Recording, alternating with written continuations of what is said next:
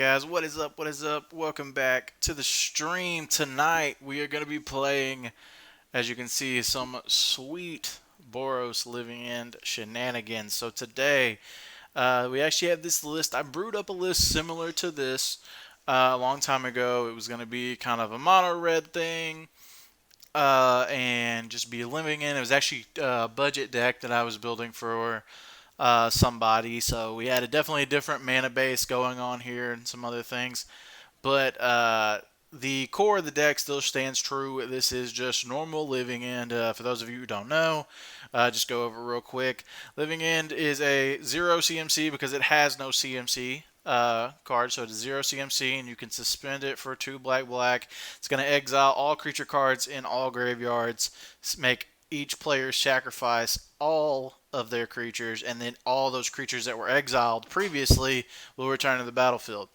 So with that, Living End is going to be a huge mass reanimation spell if you have a lot in the graveyard.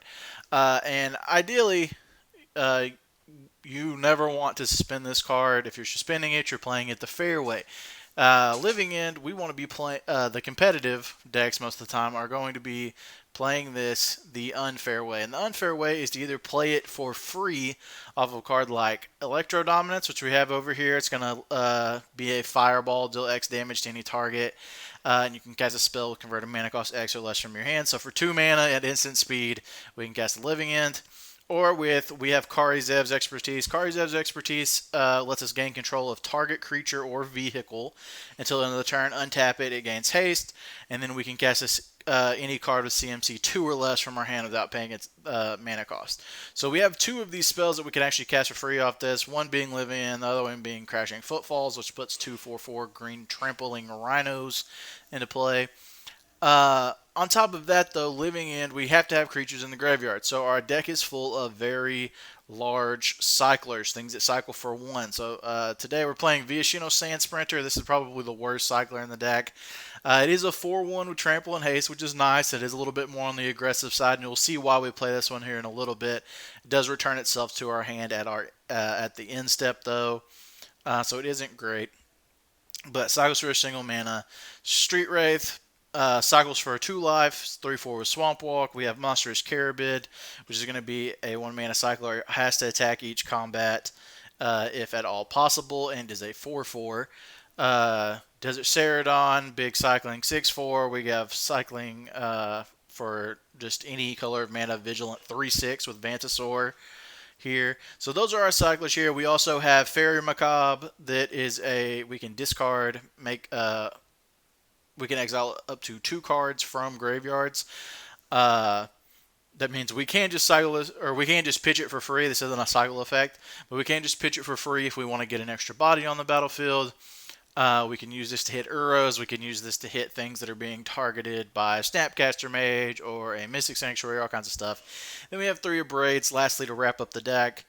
That are going to be able to deal with some small creatures early that we need to interact with, or things that are going to kind of stopping us from what we're doing.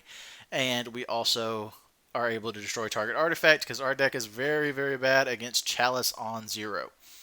On top of that, we got our lands package, just basic Boros stuff. We have a couple Stomping Grounds so that we can hard cast our Crashing Footfalls if we really feel like we need to, but we got 2 Sacred Foundries, 4 Vantage, 4 Arid Mesa, a couple Wooded Foothills, 2 Plains, 1 Mountain. We're basically a mono red deck. As you can see, we don't plan to cast a whole lot of white spells, except for our sideboard. So here's where we get them. Right here. This is the sideboard. We are boarding into 12 aggressive creatures that get benefit from the fact that we cycle a lot. If any of you have ever seen the standard Boros cycling deck, or Jeskai Cycling, whatever it is. This card is in my collection. I don't know why I was saying that. So, Flourishing Fox. This is the best one. 1 mana, 1/1. Whenever you cycle a card, put a 1/1 counter on it. It also has cycling.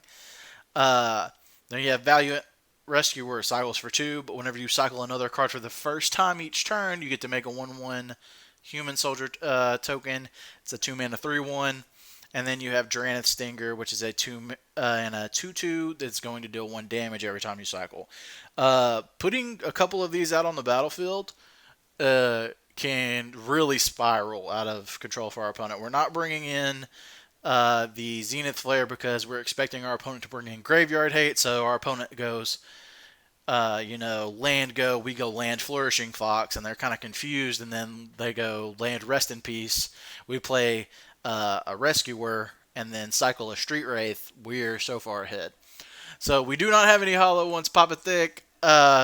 We do not have any hollow ones. Hollow one is something that you can do in here, but hollow one oftentimes, because of our cyclers being 1 mana, isn't going to do a whole lot. Raikou, I think. Is that how you say that? Ryuk. Welcome to the stream. Thank you for the follow. I appreciate that. That is always awesome.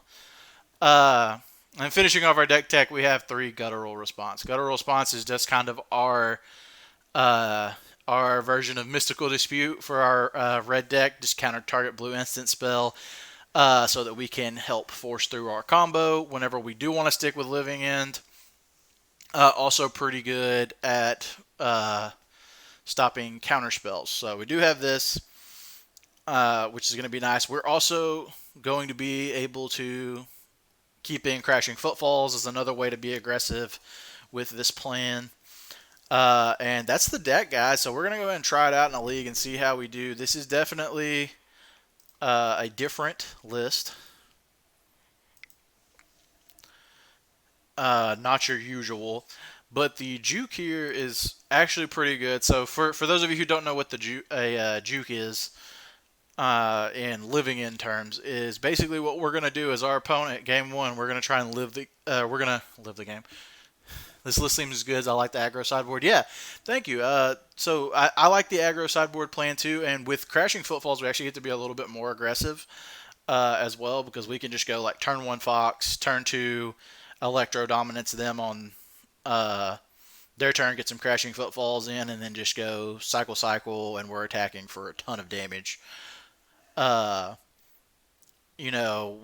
can go aggressive with the Footfalls plan. We can go aggressive with this plan.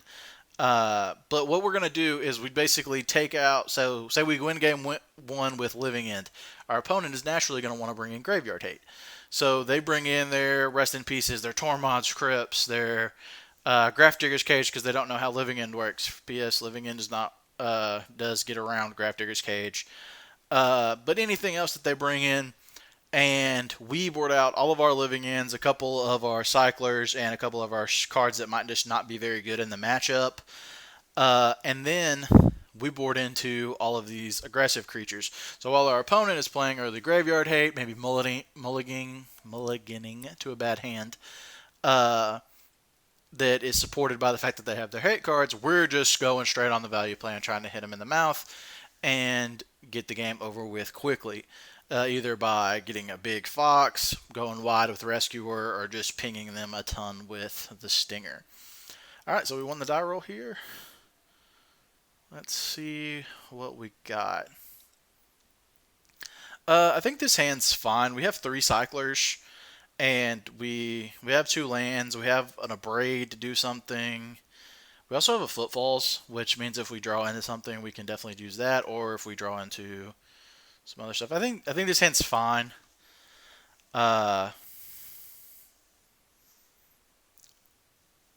This deck definitely leans a little bit more on the power of Living End than like the blue archetype does. We have more Cyclers, less interactive spells. So getting our Cyclers on the board is going to be very important. Or in the graveyard is going to be very important. Let's see what opponent is on. Going to lead on Mesa here. Mainly so we don't give away any extra information. Opponent's just going to see an Arid Mesa and wonder what the heck we're doing. This, could mean a lot of things, but I doubt opponent will ever guess what we're on until they see it.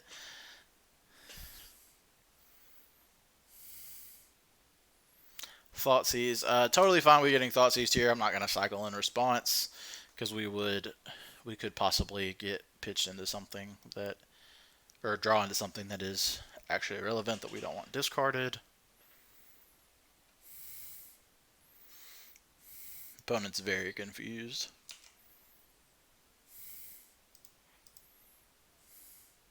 So they take footfalls, which is probably correct there. And we could have played footfalls on one, but I just don't think it matters a ton. This looks like Grixis Death Shadow. Though they mulligan to pretty bad. They're on 3 cards.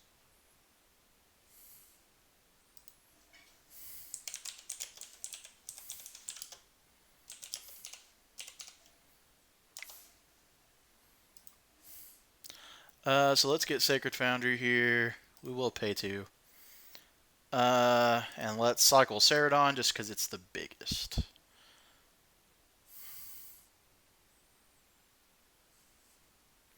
Alright. Let's play our Vantage just to keep our life total high. We have double cycle here. Depending on how low our opponent gets their life total, we might just get this Sand Sprinter and start attacking. I don't really care. They're probably just going to take the Abrade. Yeah. It's the only card in our hand that like actually matters to them. So let's cycle Carabid.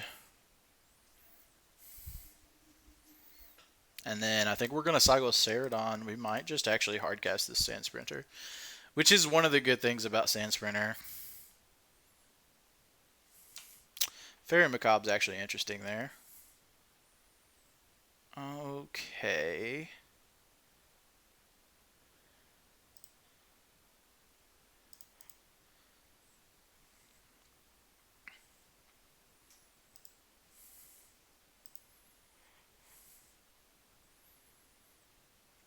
Yeah, I don't see us doing anything real great here, so putting a Sand Sprinter in play is totally fine by me. Just go ahead and get in for 4.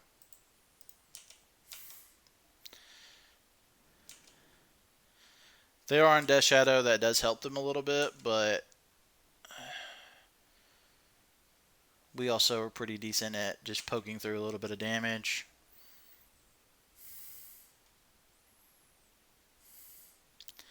If they were to do something here like Flooded Strand, interesting.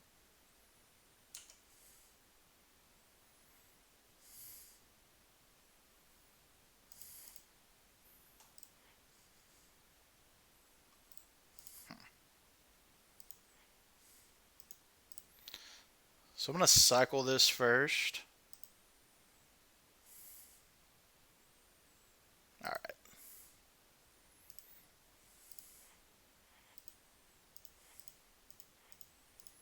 Let's just go on the beatdowns.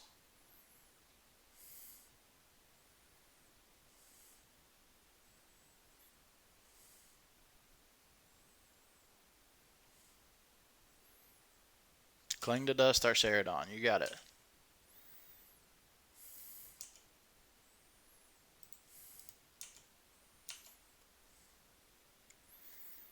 So yeah, this definitely looks like Shadow with just the wrong fetches, maybe, or maybe they're on Esper, which would be a little bit different.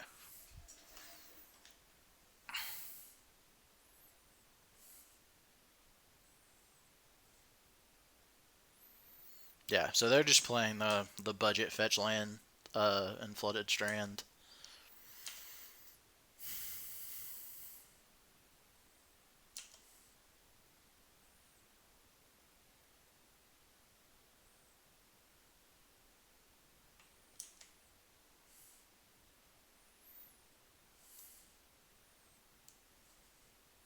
I think I'm just going to go ahead and hit this Cling to Dust in one of their Thought Seizes.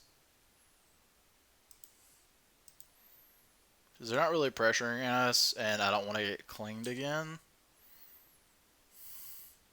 So we're going to do the same thing that we did a second ago here.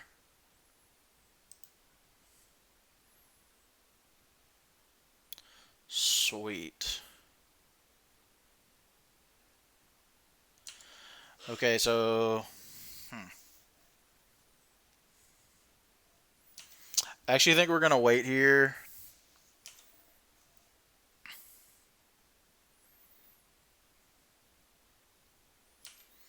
So opponent's just not doing anything, which makes me think they have to have some kind of interaction.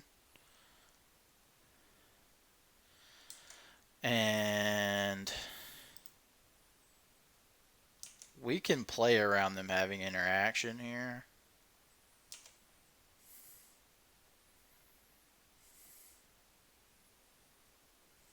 They have another cling.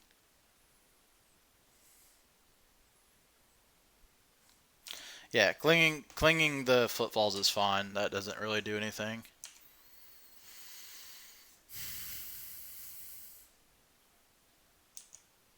Gonna go to 5.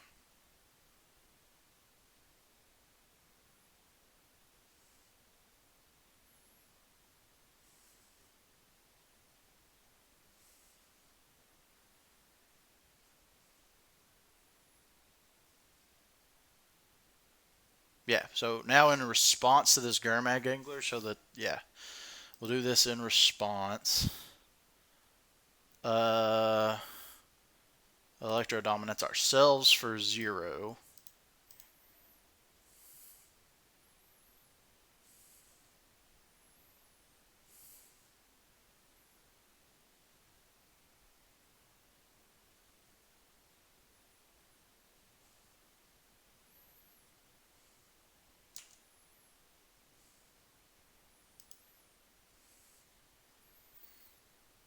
Because now a single stub will not do it.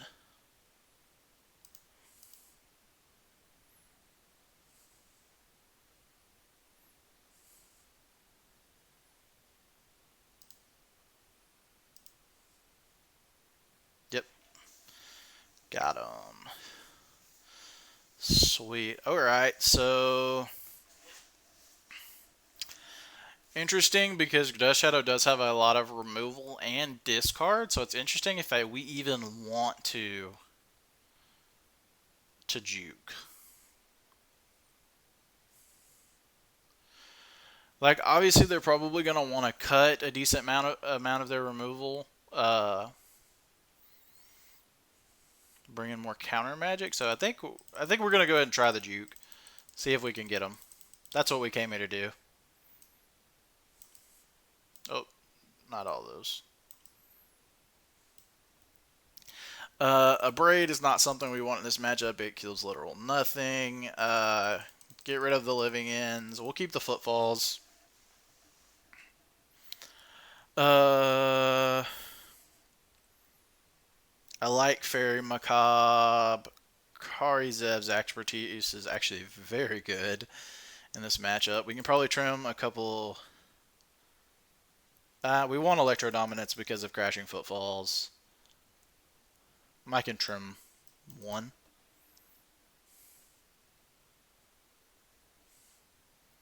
Actually, that is a pretty good idea, Godcom. I like that. Stay the course. Don't juke here, and then if we go to game 3, we'll be on the play, which will be much better. Actually, so yeah, I actually do like that. So yeah, just run it back. See what they bring in. See how they sideboard. They definitely won't expect it after that. This guy asked me, what's my curious as to what's my record is. So I'm sure he's just like, what in the heck am I even playing against after he thought sees me?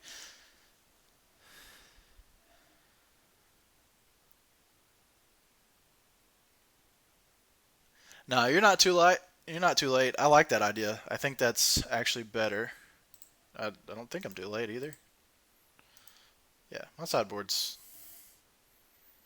normal.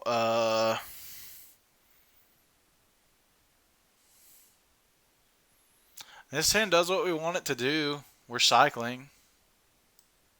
So, think I'll keep.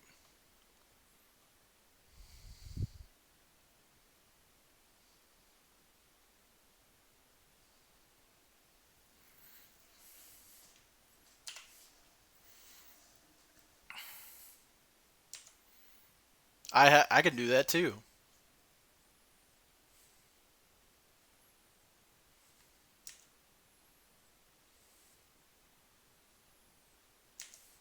We're gonna hold our street race though.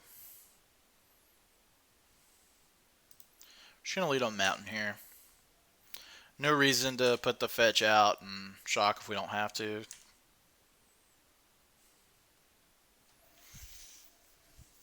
Nice to see no turn 1 discard spell from them. Why are they not fetching? Alright, so here we definitely want to cycle a lot, hoping to find a living end.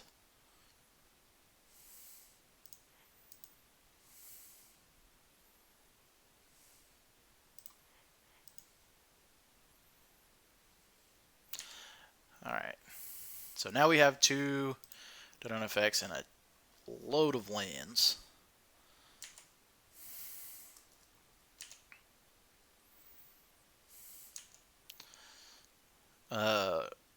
Definitely not going to be mad if our opponent just like, did some stuff and then cast like a Gurmag Angler here and we got to steal it. That would be great.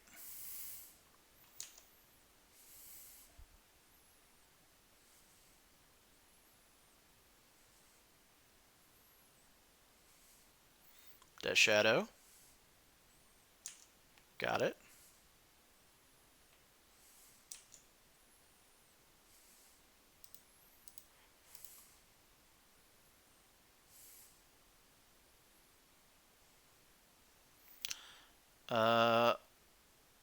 Also interesting there. So here we have options.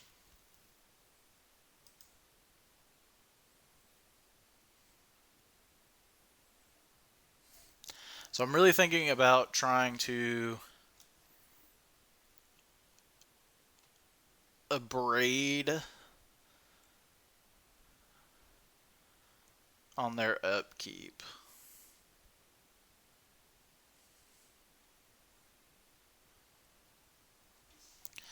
Because we could Karizev's expertise right now, and they would want to counter it. So actually, that actually makes a little bit more sense.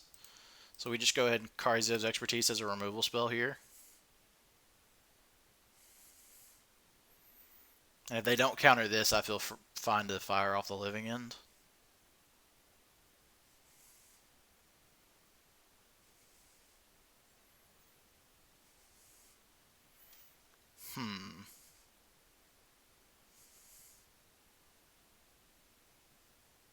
Because now they don't. So you see, now they don't control a big threat. So I actually think I want to wait because we can play through some stubs. Because they could still just stub us here. I don't know. I feel like they would have protected their shadow here.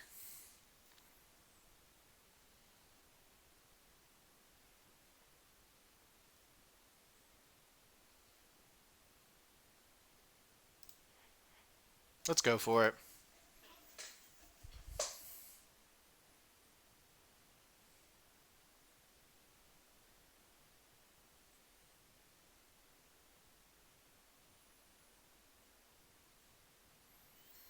Opponent did not snap off that stub. Yes, let's go. 1-0.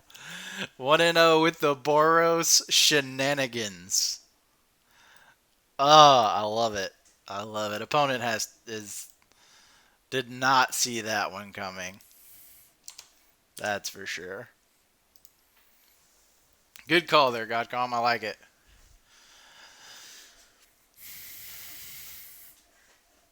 I actually thought about this when I was building this deck. I thought about how good Karizev's expertise actually is against Death Shadow. So I had never really. I was like, it is just a removal spell in other games. It's also good in our aggressive plan because just your opponent plays like a Tarmogoyf that's going to lock down the board, and you're just like, well, I'm going to steal that and attack you with it. Still pretty good. Nice. Yeah, it was sweet. It definitely was sweet, Godcom.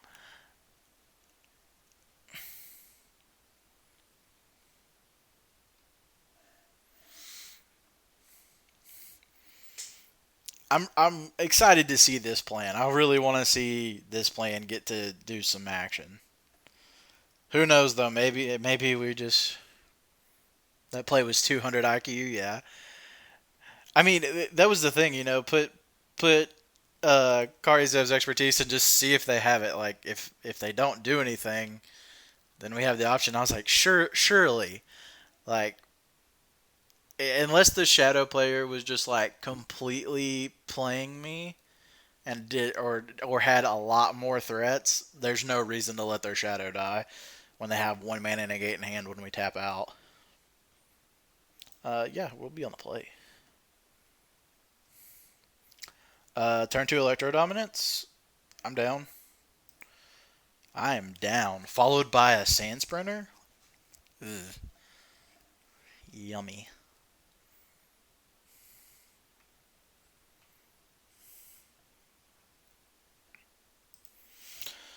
Lead on Wooded Foothills.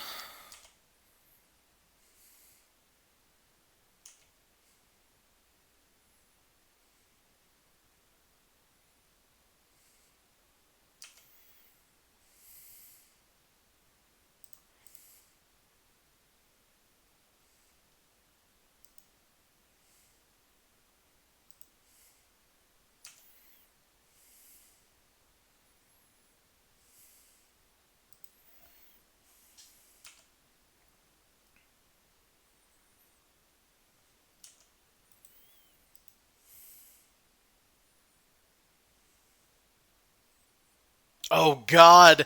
It's the mirror. It's the mirror. I think. Thanks for that, Godcom. I'll make sure to look for you. Yeah, these will be uploaded to YouTube for sure. I upload everything that's worth putting up. Oh God, this is wild. Oh, this is so wild. I hate it. Catch you later, Godcom.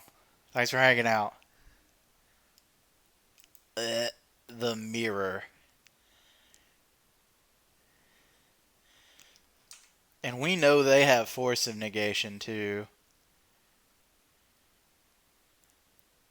Oh gosh. This has got to be just absolutely hellacious. Alright, so we're going to do this on their upkeep. What have I done?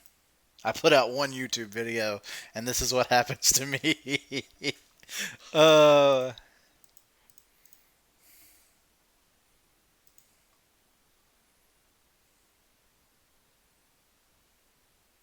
well, Living End is definitely not good this game.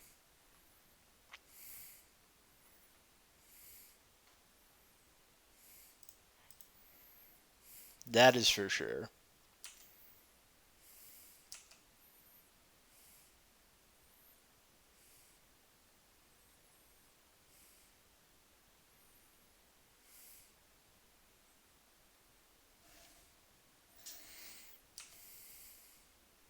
You and me both, Godcom. I definitely can't wait to see this one either.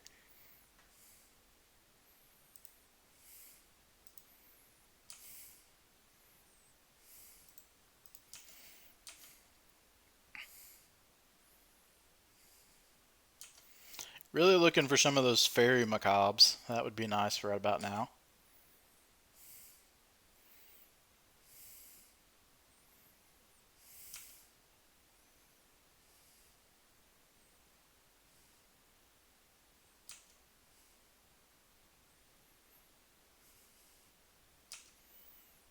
Opponent has lots of Ceradons.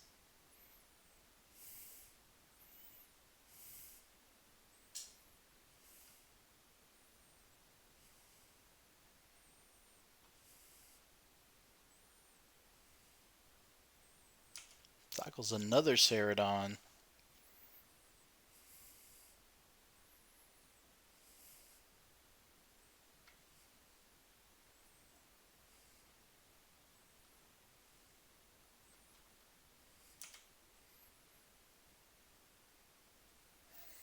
Living End on Living End crime. So if they don't play, they're tapped out here. I think we just win. We just play via Shinnok Sand Sprinter and they can't do anything.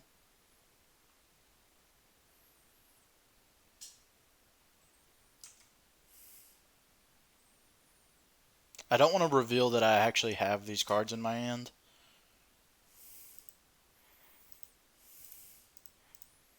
Yeah, I don't believe there's anything they can do. We just cast our 4/4 Hasty Trampler guy. Sweet. So they have no clue what we're actually on. Uh,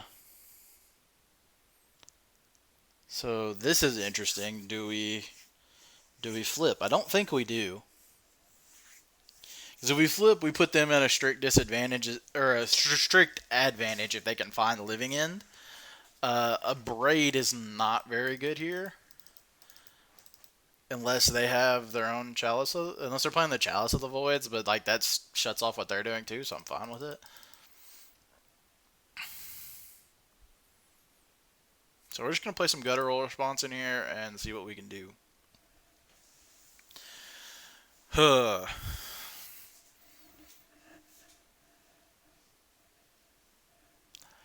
So we're still under the mystique of that they don't know exactly what in the heck we're doing. Of course, I don't know. I don't even know if we do, but uh, this is gonna be fun.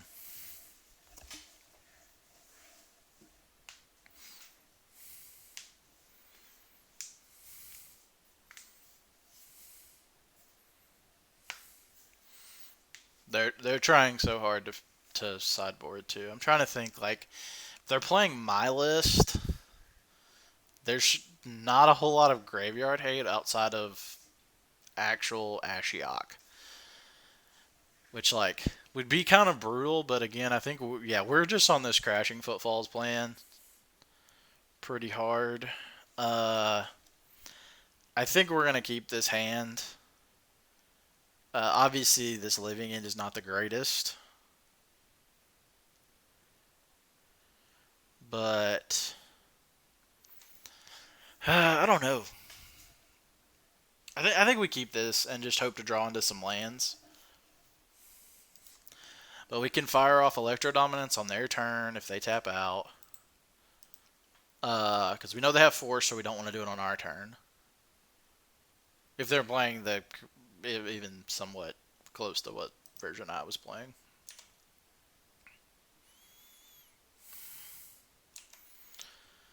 Double guttural response.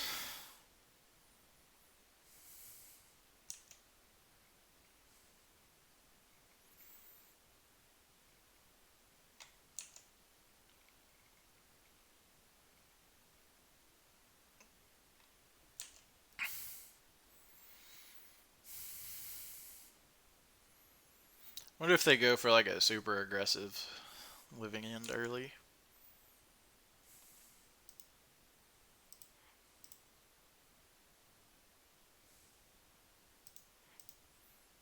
Alright, don't want that. That's good.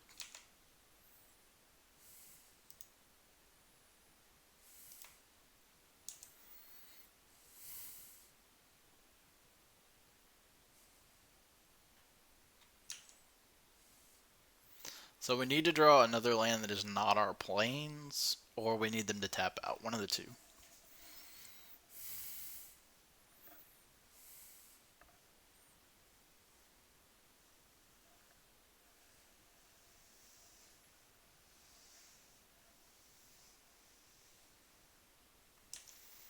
Cycles a Windcaller Aven.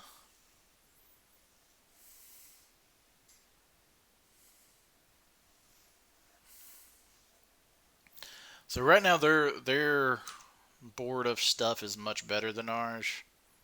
If they do have a living end. That being said, we can always reset. Yeah, I think they're exactly on my list, which is I'm so proud. Somebody copied my list.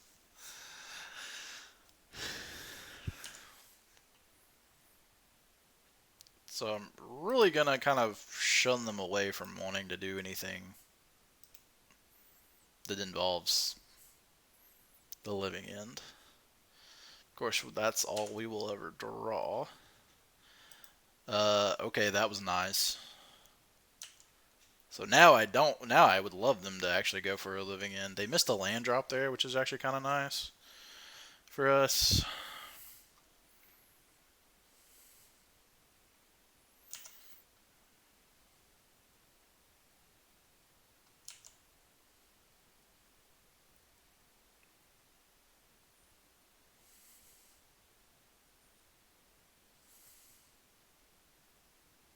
Playing Flooded Strand, so they didn't copy my exact list, but that looks similar. I think we're just good to wait here. Like we have tons of action.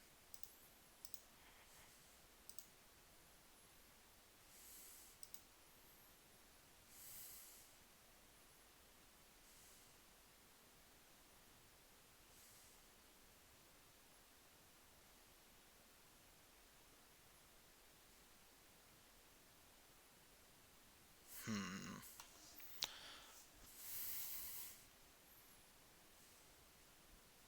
Really wanted to hit a land there. It comes down to what do I want to discard?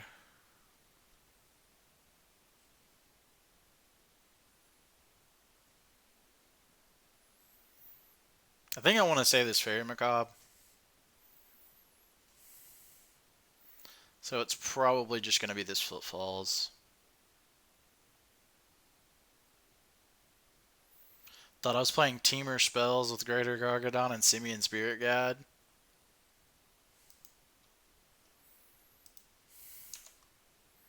I didn't even play any blue lands.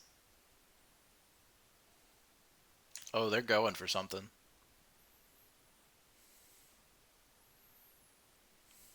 What? Oh, they're on the Jim Davis Cascade version. Okay.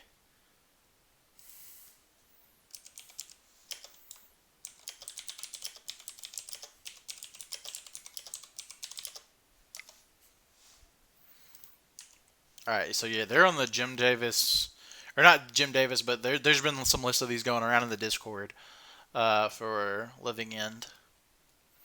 So they're on that version. God, this seems rough.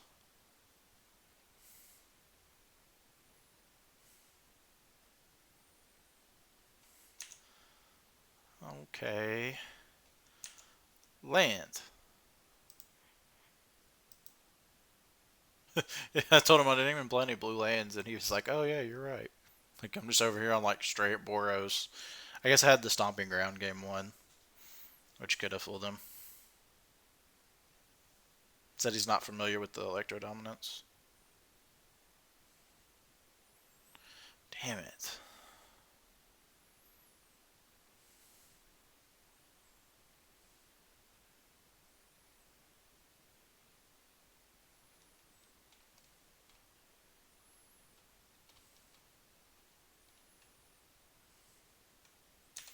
It's super unfortunate.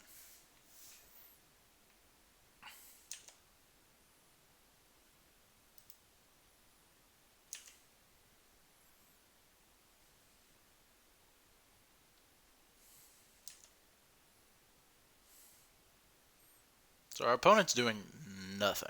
I don't know what they could have in hand that does nothing. What are they going to discard? They discard a Living End. Jesus, why am I drawing all the Cascade spells? Or not the 0 mana spells.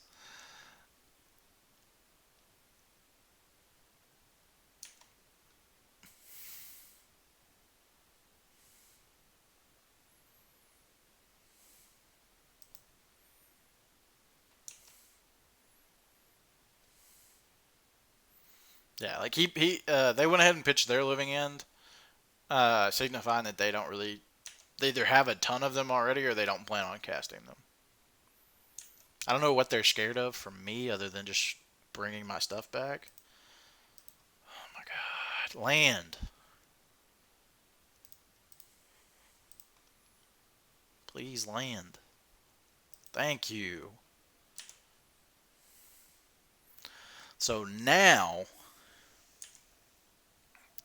we can actually fire off a something on our opponent's turn.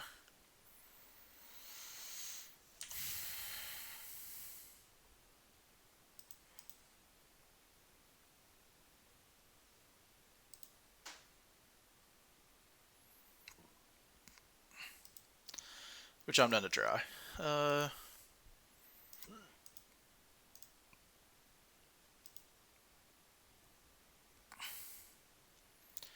Gotta get aggressive at some point.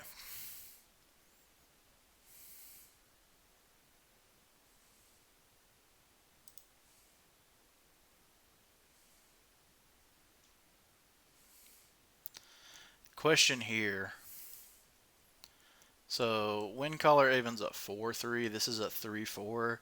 We'd be bringing back a 3-6, 3-4, 3-3-4s, 2-4-4s, a 4-1.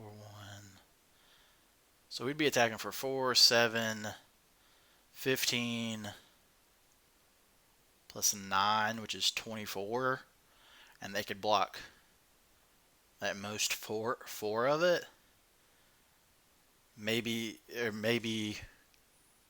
So, like, we have lethal here if we Fairy Macabre them. And I think we're going to do that.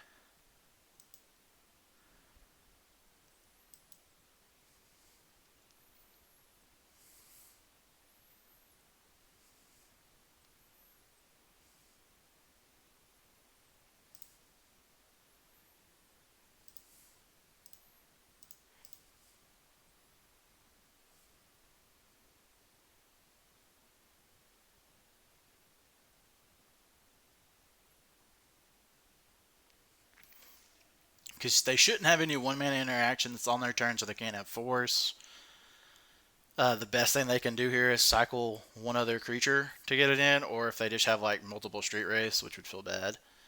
If they had multiple Street Wraiths, that'd be really sad.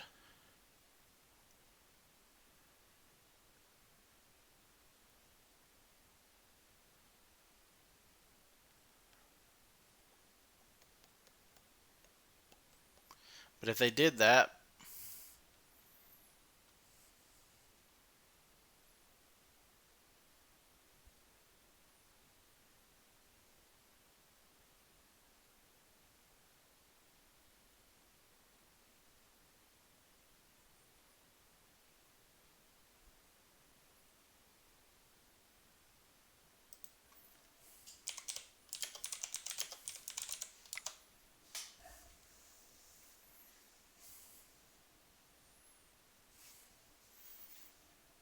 they asked me why can't they force my guttural response, and I was like, because it's on your turn.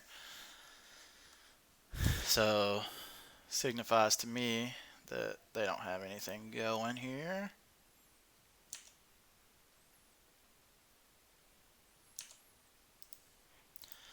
That's Living End. Put all the power in the world into play on your end step. Untap. GG's, winning the living with the superior Living End deck right here. You're watching it. This is the superior Living End deck. This is it. Guttural response is too powerful.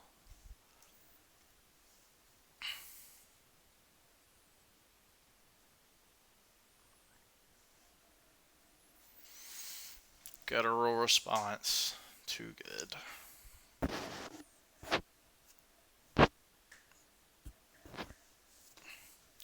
So we've yet to see our. We're 2 matches in. We're 2-0. We've yet to see our actual Juke plan come into play yet, but so far, our main deck looks pretty strong. All we've boarded out at all has been that matchup. We boarded out some Braids for the gut responses, which ended up helping us force something through there. Once we got our third red source of mana after a million turns of sitting there and doing nothing. Fairy Macabre showing its strength in the matchup.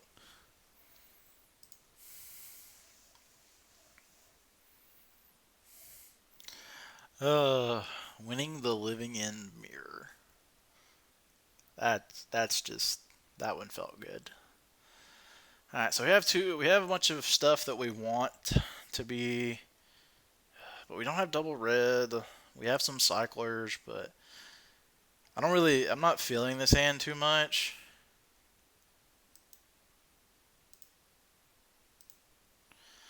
We're on the draw.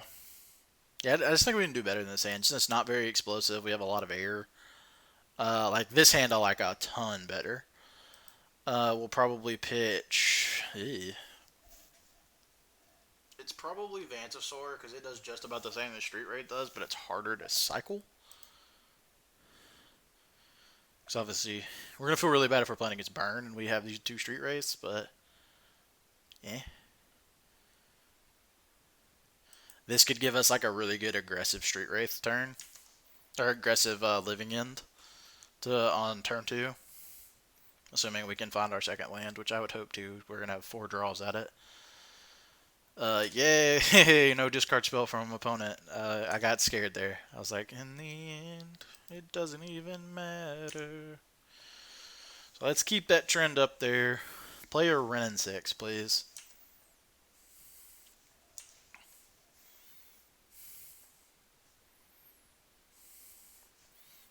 Rock.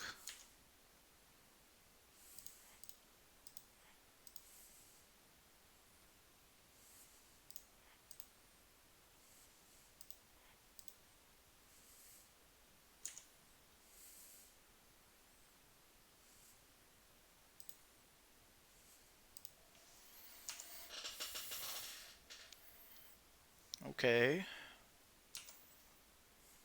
Gonna wait here. I don't think it really matters. I don't think our opponent's playing anything that could really help them interact. Liliana? Sure.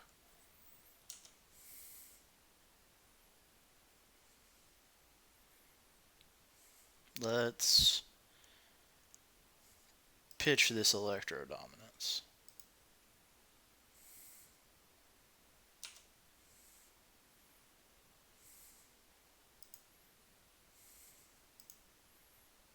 They're like, what? Why wouldn't I use that?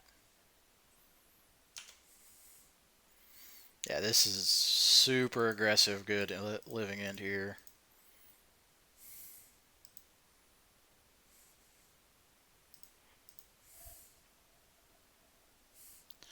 Because it's basically the same card, and our green, we do not have good enough access to it that I feel like Vela Summer is as good.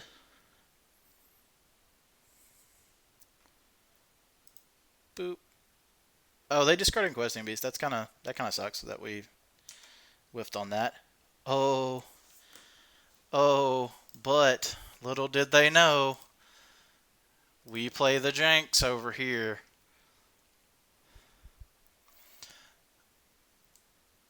Combat damage that would be dealt by creatures you control can't be crushing each deals combat damage to an opponent. It deals that much damage to target planeswalker that player controls. So we just get to 10, 16 them and kill their Liliana. Seems good.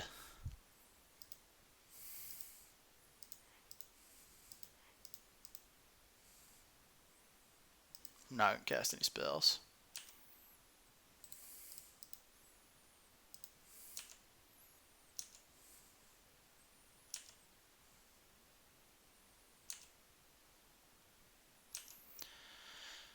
Boros. Now they're dead to our Street Wraiths.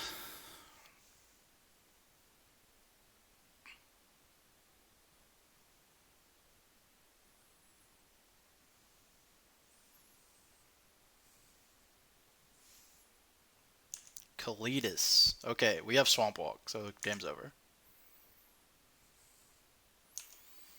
Get us for 4.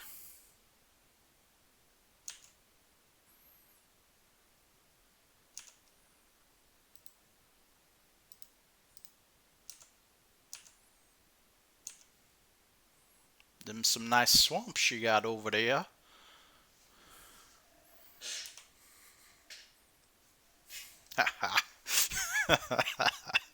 This deck is so cheese. Yeah, we're gonna stick with the same plan. No changes here. And see what opponent wants to do about it.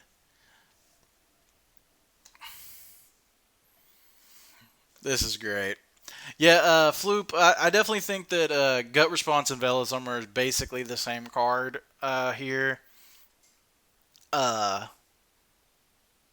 actually thought about testing this in the blue-red versions as well, just because it basically does the same thing. The only thing Veil gives you extra ability to do is to dodge removal, but with this list, I felt like, uh, especially like when we go on the,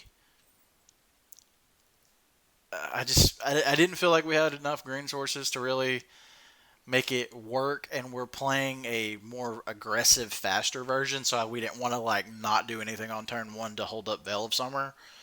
And that so it only really works if we have one cycler. I mean, I think it's fine. It was probably something that I could have put in. I just didn't. This hand's awful. This hand's fine. Probably pitching Sand Sprinter as it's the least good.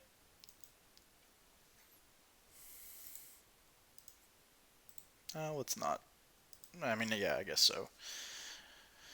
Gonna take our Karizev's expertise because it's the only actual card in our hand. Everything else just says do stuff in cycle. Yeah, getting to Karizev's expertise egg questing bees is hot. Hot, hot, hot.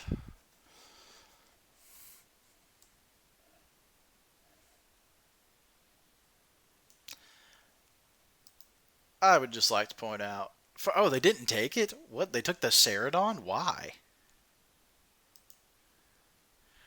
Well, now we're just insulated to discard. That has to be the worst pick there.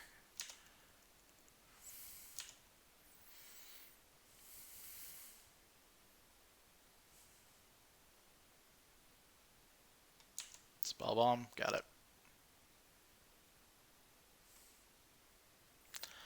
So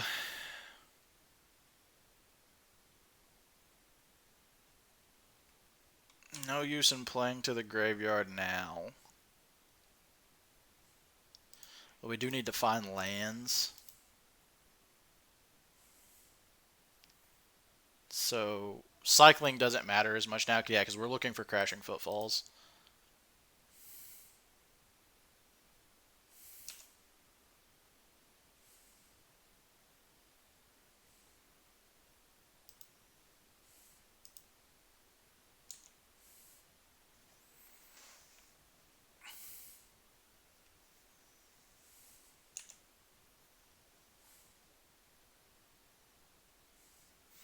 And this is the reason that I will just go ahead and talk to anybody about. I think it's correct currently to be playing both in non-Cascade builds to be playing both Cascade, Crashing Footfalls, and Living End, because this just being able to just flip plans here is so good. Why don't you no play creature?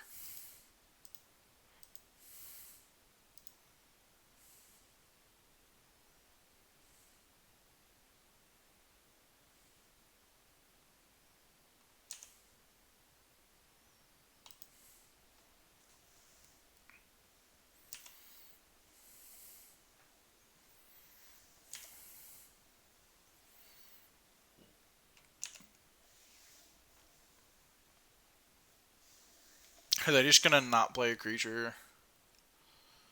Okay, cool. Scoos is fine. Scoos works well with what we're doing.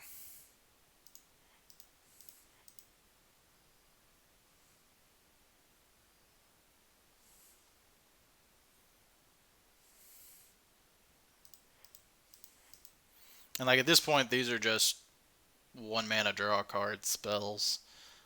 We don't really care about them too much. We're gonna win this game off the back of Footfalls if we do win.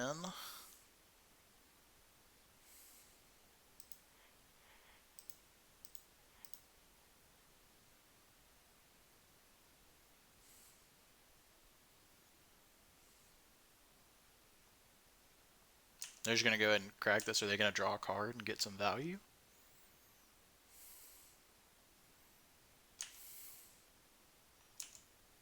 Totally fine. We still get to draw a card here. Arid Mesa, nice.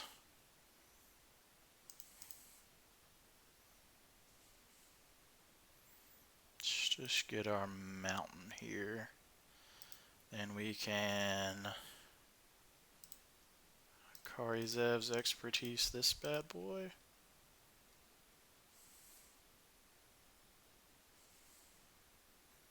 And cast Crashing Footfalls.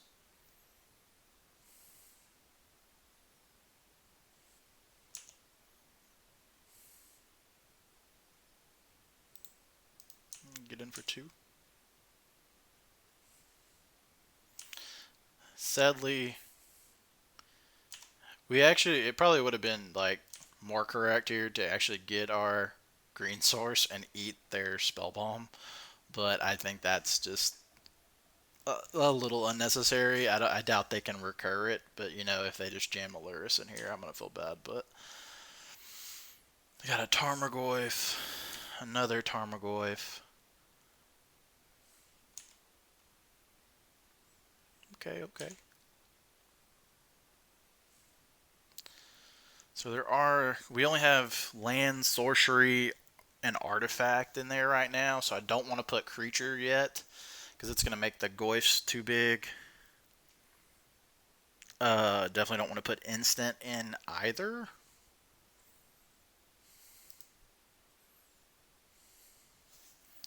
So I think we're just on the still a Tarmogoyf get in for some plan.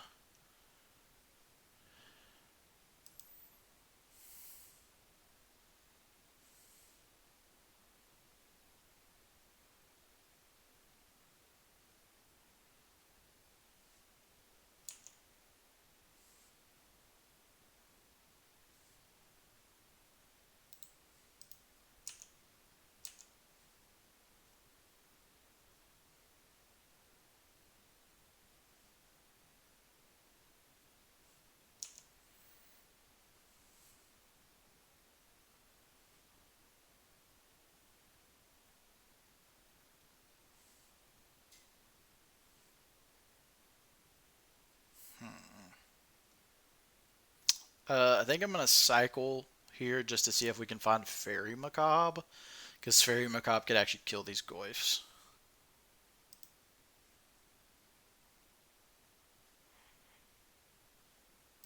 So I'm going to go ahead and fetch first. Get planes.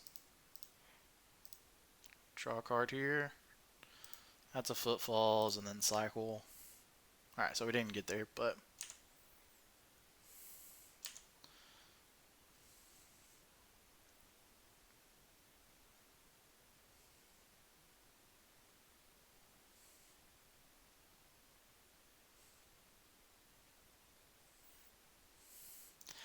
and that's a risky line. I mean, you can say, but at the same time, like,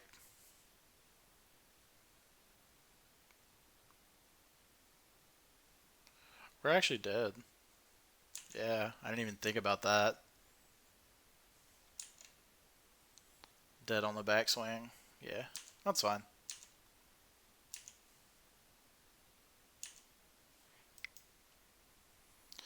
Alright, so now we're going to board into this plan. Now we can get rid of Living End. We can get rid of... I think a Braid's okay. I like Fairy Macabre. We definitely want these. Sand Sprinter's good because it actually does stuff. It's probably just Street Wraith because we're bringing in other cyclers. Da, da, da, da.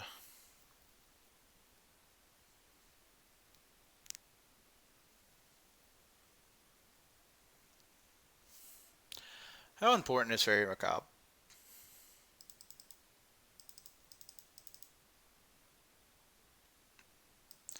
I don't know. This shrinks Goyfs, which seems pretty important.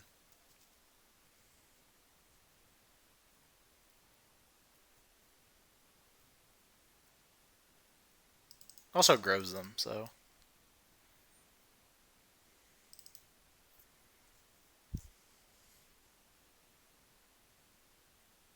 I don't know if I think we want to keep some number of street race and cut these with braids.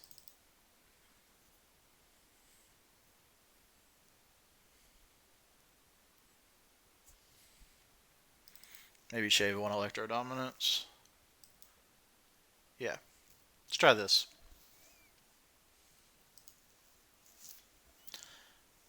Where are you? I mean, alright, we got stuff.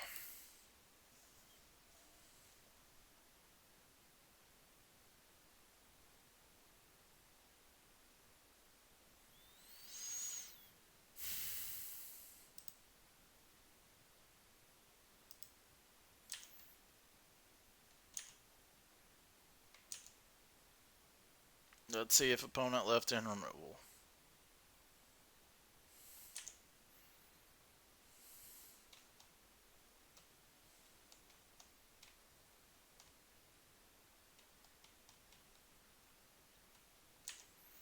We get to get the stinger down.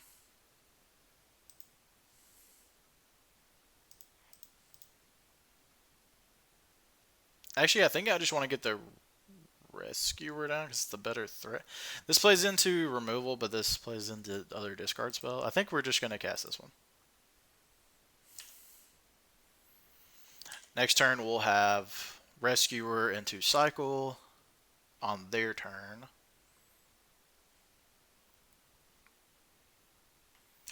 Yeah, they had another one. Meh. What can you do? I mean, that stinks for us, but...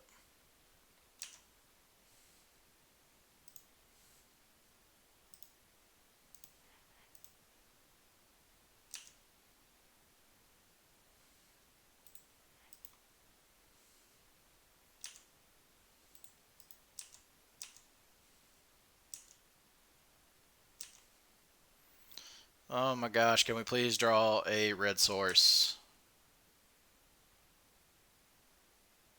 Because they're probably going to untap here, play a Goyf or something. We just get to untap, go red source, steal it. Flip falls, that'd be awesome.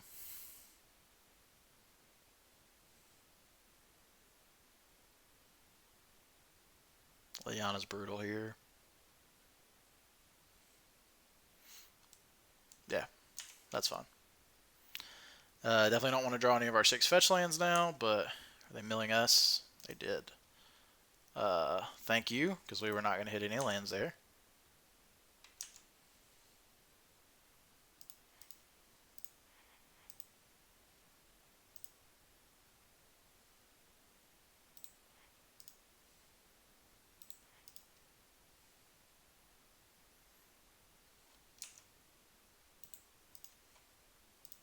Just dagging them, do not care about Ashiok at all. Would love to just hit some cyclers here. Liliana's brutal.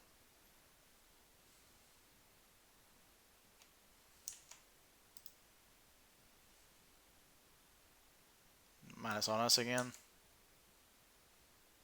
Yeah, that hit 3 of our lands. Red source.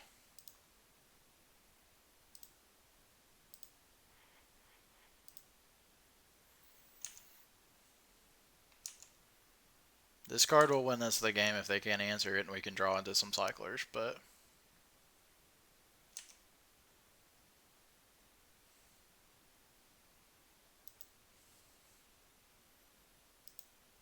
this is the redundant effect that we have. Decay.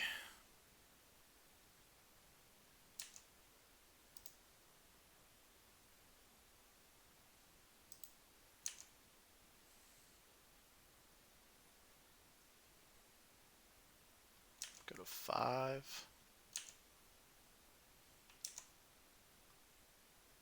Yes. Yes, yes, yes. Do they have... they only have... they have sorcery.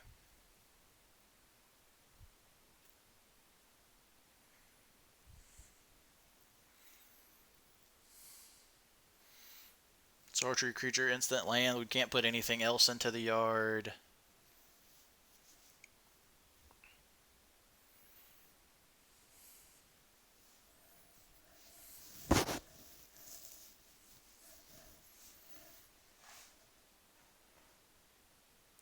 Alright, so we have to Electro Dominance on their turn, put Crashing Footfalls into play, then steal their Goyf. And we just have to hope they brick on a threat here.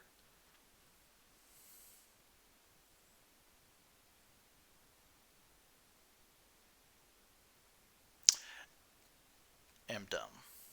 Okay.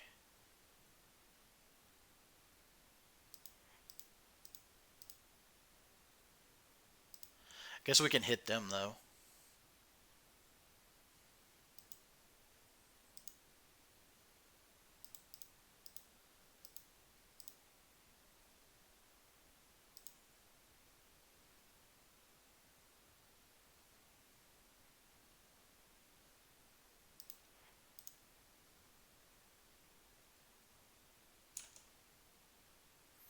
So as long as they don't have an actual creature here, we're good. Like they have to sack their peat land and draw a Goyf. Exactly. Or I mean, I guess Scoos they can put Scoos out there. Bob doesn't do it. Let's go. 3-0. So I like the idea of kill Lily, put rhinos, but that was going to be we give the Goyf back and then it grows the Goyf and it's a 5/6 and they're at 5 and we only have one 4-power attacker that's going to get through. So I like waiting till the end and putting them at a lower life total that forces them to have a threat. Or it kind of forces them to not activate the Liliana, which I thought they would. It really depended on that first that one card that they had in hand. If they played it out and it was a Goyf, like we were probably in pretty bad trouble. But I don't think stealing the Goyf right there, getting in for 4, and putting them to 1 was good enough. Because then they just minus the Liliana and kill it. Their Goyf grows bigger than our guy, and we're just kind of locked there. Can't get in our last 1 point of damage. I guess we could have with the yeah. So it would have worked either way because we had the Electro Dominance. So yeah, I think both lines are fine. I don't think there's a clear correct way. It just depends on what you're playing around. I was playing around them having like they had to have exactly another Goyf or a Scoos to be what my line. Getting the Liliana would have been, or getting the Goyf and then hitting the Liliana down, would give them a big Goyf, but we would have rhinos, so it's the same. It's the same line pretty much. Uh, and getting the Goyf, hitting them down to 1, and putting out rhinos, uh, forces them to have discard. So I think there's less Goyfs in their deck and Scoozes than there was discard at that point. Or like another Lily, anything, or removal. So I think our line I think you either have to kill the Lily or you have to do the line we did, which is force them to plus and then put your stuff into play.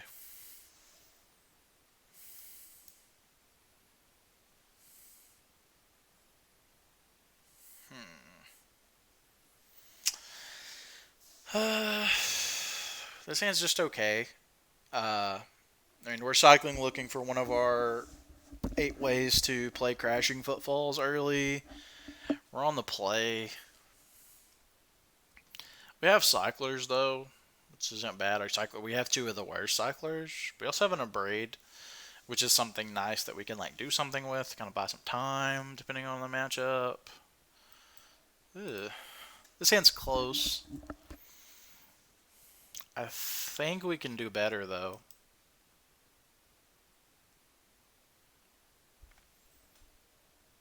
What'd I say, chat? What did I say? Alright, opponent, don't have discard.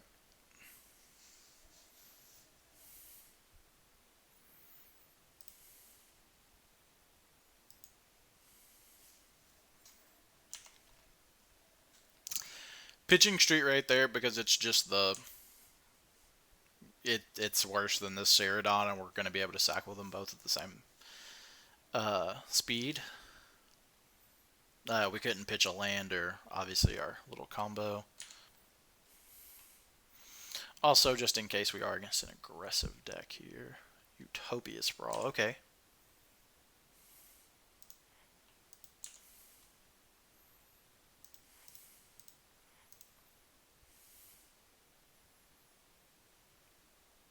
It's actually kind of nice that we drew that here. Let's go ahead and cycle the Street Wraith.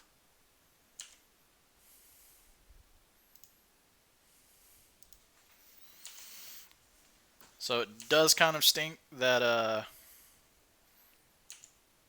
this deck can kind of go toe-to-toe with size against us. It's nice that we already have a second Electro Dominance in case we do draw a Living End and we are kind of getting outsized, but we're hopeful to just be faster than they are. And this is fine, because it's okay if we're a little behind on lands.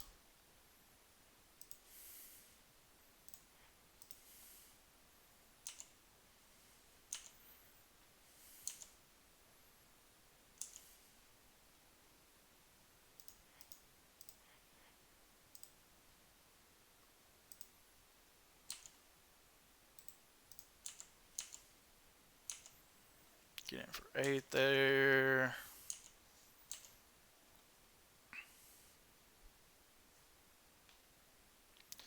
Would be, this looks like a Blood Bray. Okay, Arbor Elf into 3-drop.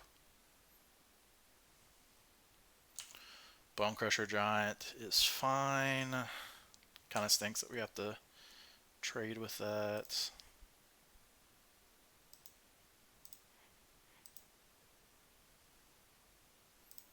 Yep.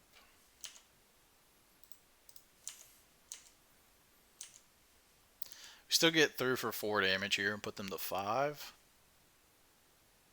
Oh, we're going to put them to 4 even, because they want to keep their Arbor Elf around. Nope, they're going to go ahead and just say, let it happen, deal normal damage. Yeah, you're at 5. I have a 4/4. Seasoned Pyromancer. They're going to pitch 2 things, because if they pitch lands here, we're in pretty good shape. They did pitch 2 things. Clothis. Clothis would have been pretty good here, like to hit our graveyard and then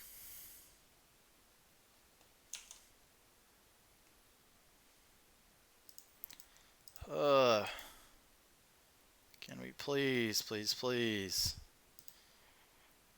I am going to go ahead and hit this and this.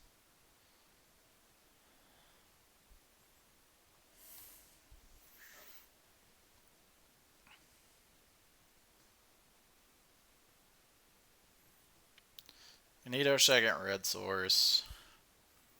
I think attacking into this is totally fine. It stinks because they can just trade, but I feel like we have more longevity here than they do, and if they don't trade here, yeah, just go to... Oh, they have a bolt. Yeah, that was worst case scenario. We still get in for 3 here, though, so it puts them to 2. So literally drawing any red source wins us the game. As long as we can do it before they find the Clothis. And have an untap step.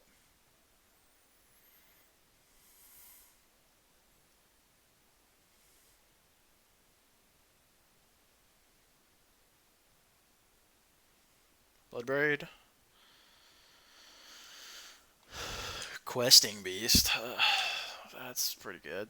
6 us. We go to 8. Red source. Damn it.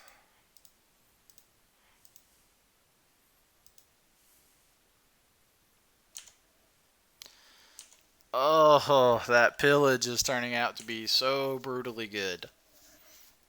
So we have 1 draw step to hit a red source and win this game. Any red source will do.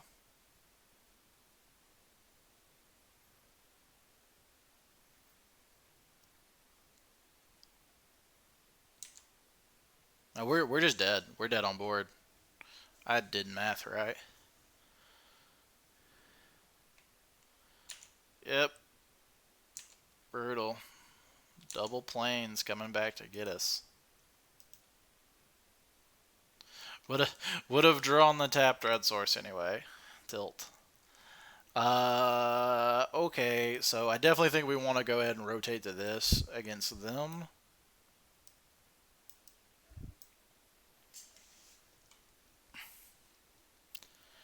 Is white strong enough? Are you talking about like the the planes in here are mainly in case we're playing against the Blood Moon deck, because we do want to be able to cast our white spells.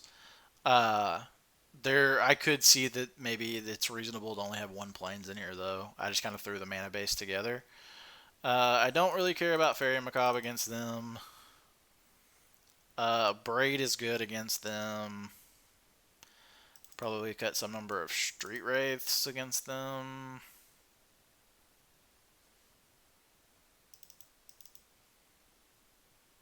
Just cut all the Street Wraiths.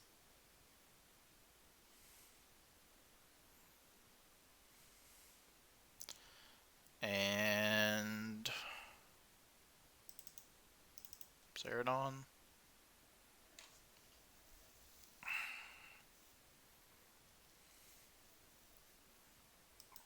Yeah, this looks fun. We should have been able to win that game reasonably. We just needed to draw another red source. And we happened to get our second red source pillaged and then draw into our only two non-red sources in the deck. You know, happens. Bad beats. But like right here, where our opponent could easily play like a turn 2 Blood Moon, it's going to be important that we can actually go and fetch planes to get our, so that we can cast our Fox and our Rescuer. Uh,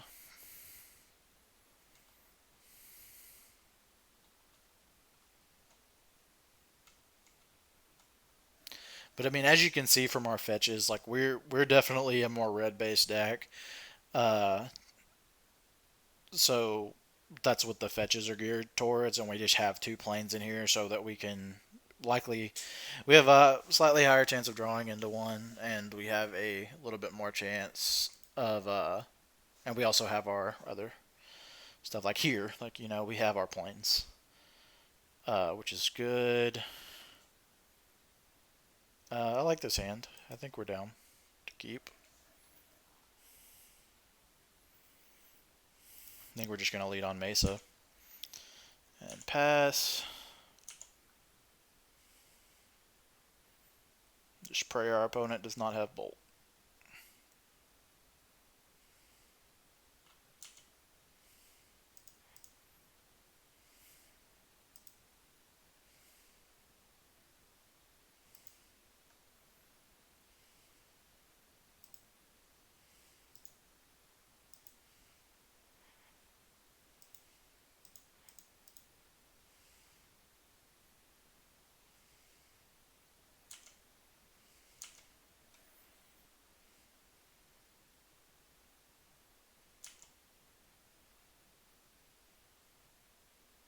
It's probably a lightning bolt, yeah. Damn it.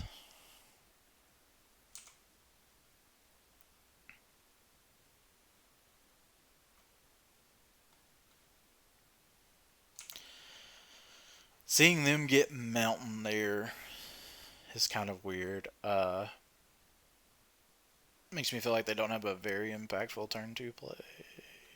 Oh, they have Scoos in their deck, okay. Well, we are about to feed that Scoos, that is for sure. I guess let's just...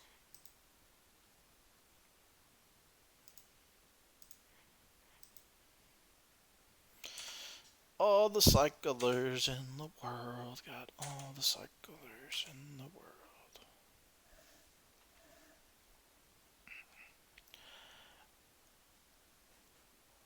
But to answer your question, Ryk, I think that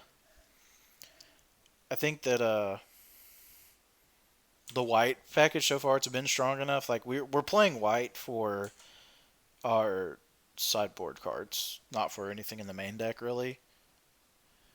Sure, yeah, eat our Gargadon. Yeah, we're gonna. Sadly, we have to feed this goose so that we can find a way to do something. Uh,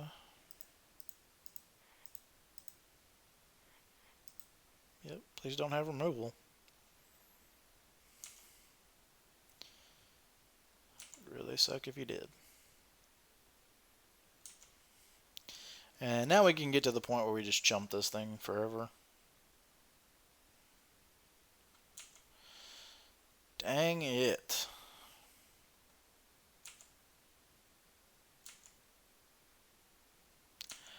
Yeah, this has been in a series of unfortunate draws for us here.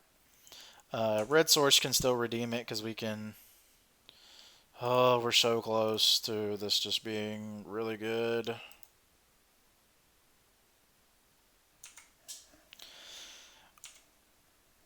Like we're still in this game so much, it's crazy. Uh, Because Red Source, we can kill their Chandra. We have three things. We're dead now. If they, oh, they're gonna punt it, but oh well, I guess not. Yeah, they got us. Yeah, that was just a we drew pretty poorly in that one, and our deck never really came. I mean, this is ridiculous. Like, wow. Yeah, just like the top third of our deck had three lands in it, so it happens. But we're 3-1. Let's go ahead and try and skinny out of here with a. Oh, I forgot to update our record earlier. Uh, Skinny out of here with a nice little 4-1 with our list, and then we can see how we do with our blue-red list that we were playing earlier.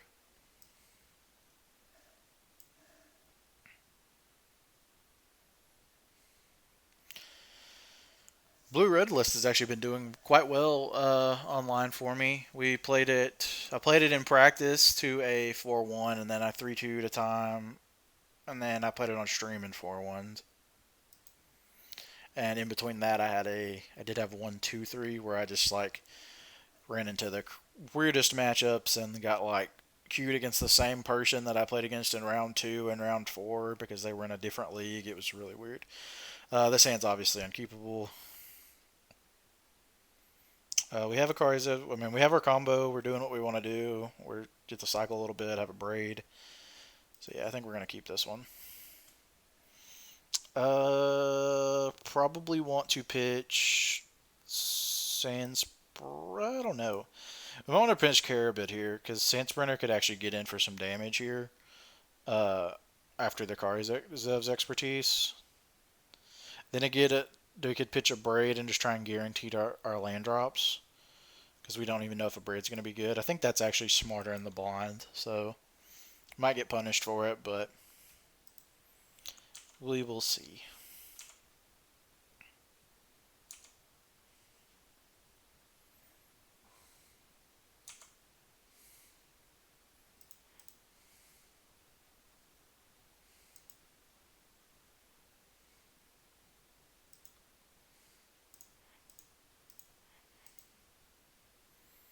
I mean, this is an Eldrazi-tron, and then they don't have actual stuff to do. Sweet, there's our other land.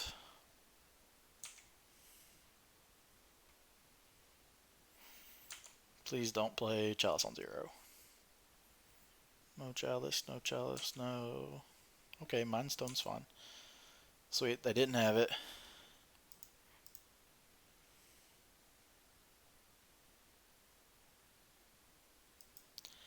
Now we are just digging for Electro Dominance because we don't want to let them get a threat down. Ah, we're good at Magic.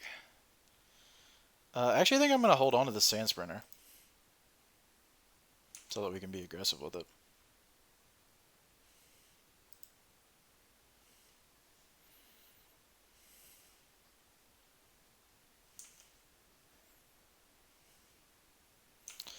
We're gonna wait until opponent's turn.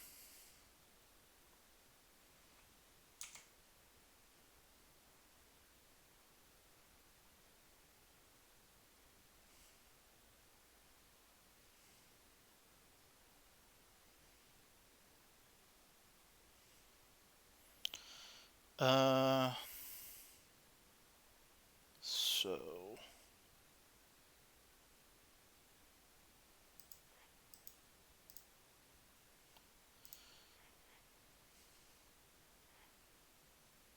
does the 1 point of damage on them matter that much? 8, 4. I don't think it does.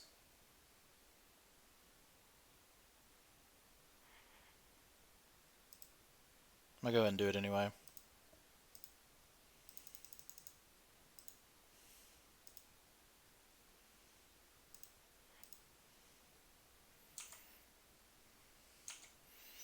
Thought not. It's probably gonna take the Karizev's expertise because if we steal this, they're just in a lot of trouble. We're just gonna 12 them.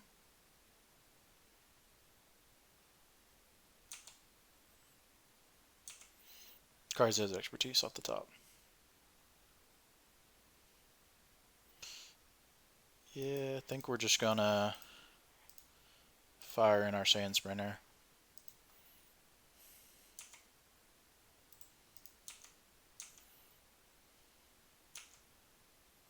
They're just gonna take and go to 7. This comes back to hand.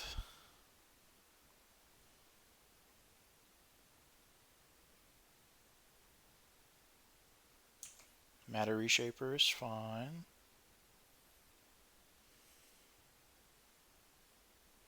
Ballista on 1. Ballista on 1 kind of sucks for our Sprinter.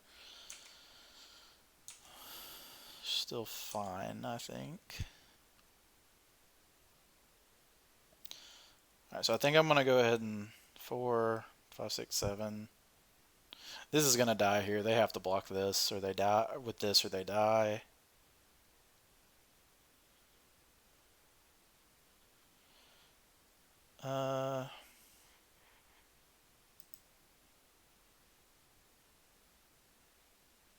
Gosh dang it. I just don't want to die to a crackback, like if they have a smasher. So the thing is, if we play the Sand Sprinter, they just get to block blocking one of these with this though, because it has trample doesn't do much. They'll still die, or they'll still take a lot of damage. So I think I just want to play the Sand Sprinter.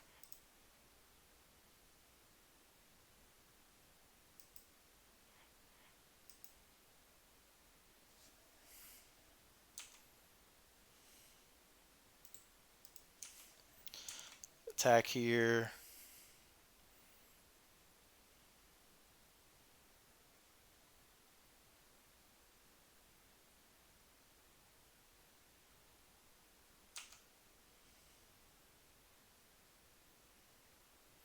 Yeah, and hit this. So yeah, they'll take 2 and go to 5, but everything's gone and we still have a Rhino.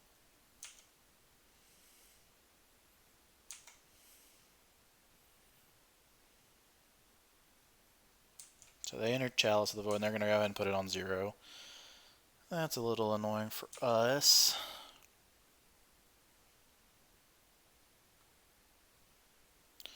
Drawing towards Electro Balance would be great. No threat here?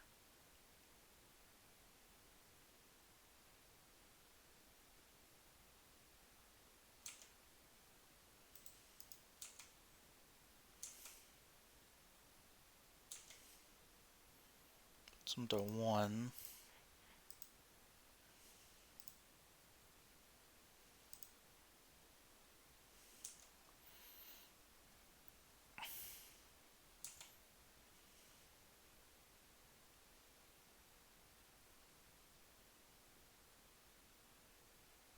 That's a big boy.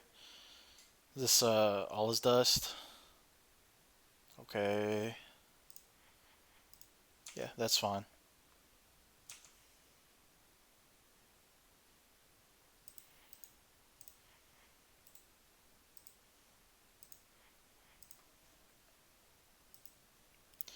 Just drawing towards select. Sweet.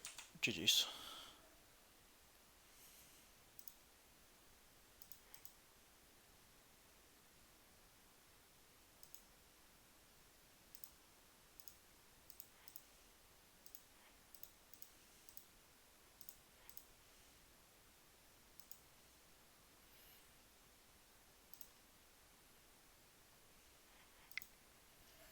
Alright, so we got there in that matchup.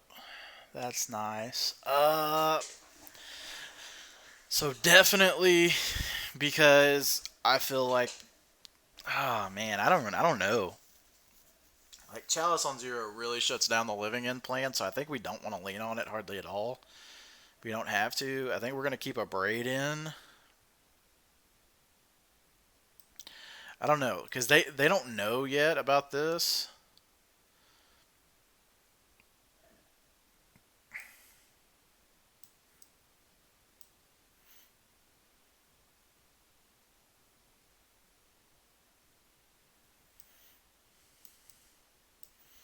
I can see them though, just like keeping a hand that because it has Chalice, jamming Chalice on Zero and hoping it works. A Braid can help us get through a little bit of damage. With this, we still want Electro Dominance and Karizo's expertise. So this card isn't going to do anything. Then we probably want to ditch Street Wraith.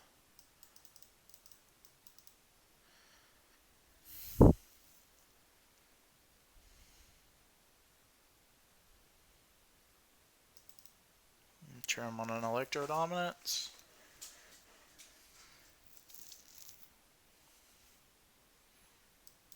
I don't know. I think we have to be more aggressive with this. So maybe we want to. We're bringing in 12 cyclers, so like cutting 5 is probably fine.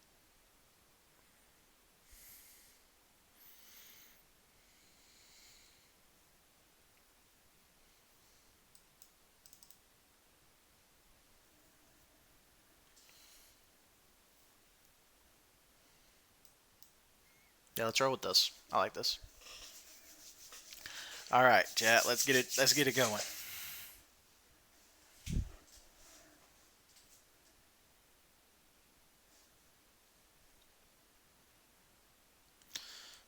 Why have you forsaken me? Let's mulligan this. All right. Oh God. Yes.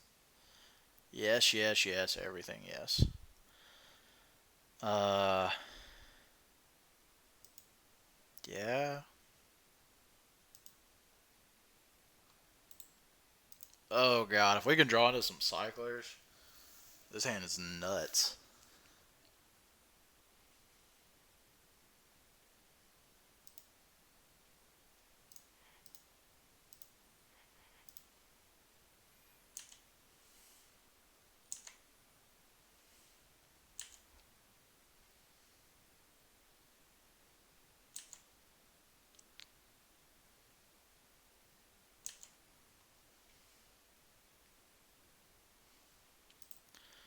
All right. So here, I actually think I'm just gonna go with the footfalls and then use these to cycle later on.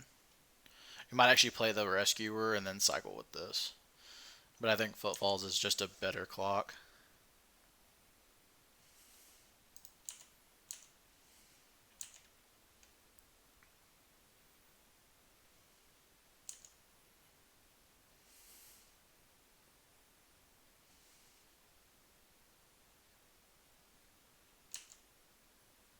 Probably getting an Eldrazi Temple here. Yeah, gonna try and set up a Thought Knot.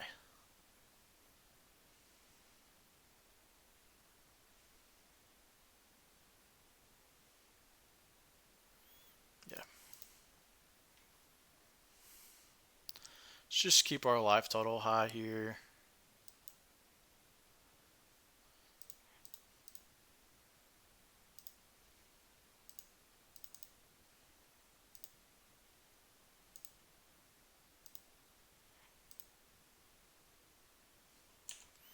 Yeah, and they get to take one of these, but that's totally fine with us.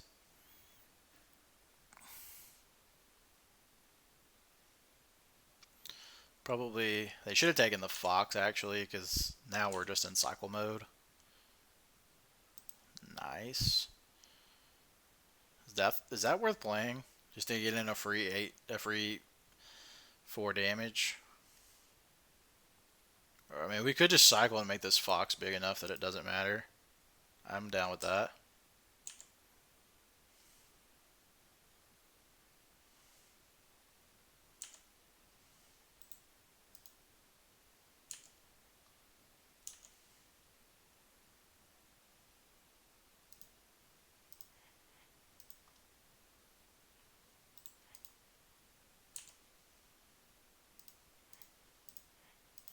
I'm fine to make this trade here. Now we get to draw another card, and it's a stinger. We have an abrade if they have another small threat.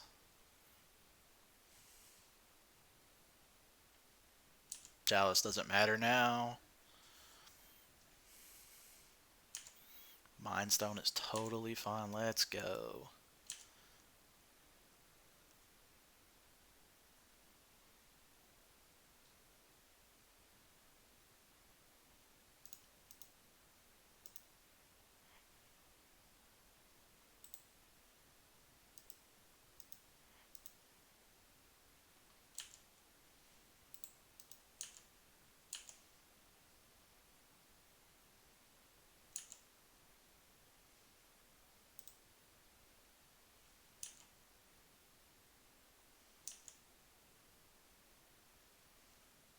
Yeah, they're super dead here. Sweet, baby, let's go.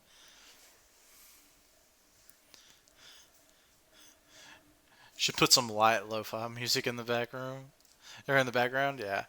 I've been thinking about getting music on the stream. It's just you have to deal like now with the new copyright stuff. It just seems kind of sketchy, but I still haven't moved my record over. I'm sorry, guys. I apologize. We went 4-1. Put it up there. 4-1 with the jank pile that is this beautiful monstrosity. Uh, for those of you who didn't get a chance to see it, check this out. Look at this. 4-1 with some Flourishing Fox, Valiant Rescuer, Dranis Stinger, Juke, Sideboard. Goodness. And, you know, we were just playing like main deck, Living End, Crashing Footfalls. We had Karizev's Expertise and Electro Dominance. The only game we lost, we dropped to Green-Red Midrange, which I don't think is the best matchup just because they do a good job of matching our size on stuff, and we're about the same speed, I would say. So we kind of have to slow down, almost slow down for them to. I think so basically, Crashing Footballs isn't as good against them because they can match the size of this pretty easily. Things like their Blood Braid goes and gets a Seasoned Pyromancer that makes two things. Like they have a huge board, we have a big board, but they have more actual cards in their deck, whereas we have more air that's just going to cycle. Uh, Crashing Footfalls is, it's best when you put it down early and it goes unchecked for like a turn or two. But this felt pretty good. I'm pleasantly surprised to say the least. I did not expect us to be as dominant as we were. As you can see here, we went 2-0, 2-0, 2-1. Lost that 0-2 and then 2-0 again against what we played against GDS. Played against the 4-color Living End Mirror. Some Rock, Green Red Midrange, and then Eldrazi which is like the nemesis. Uh, if you've ever seen anything, it is probably one of the tougher matchups to deal with. So sweet. All right, so we're actually going to move over, and we are going to play a. Let's get out of here. So we're actually going to move over. We're going to play some blue-red Electro End, which this is what we played the other day. Same list.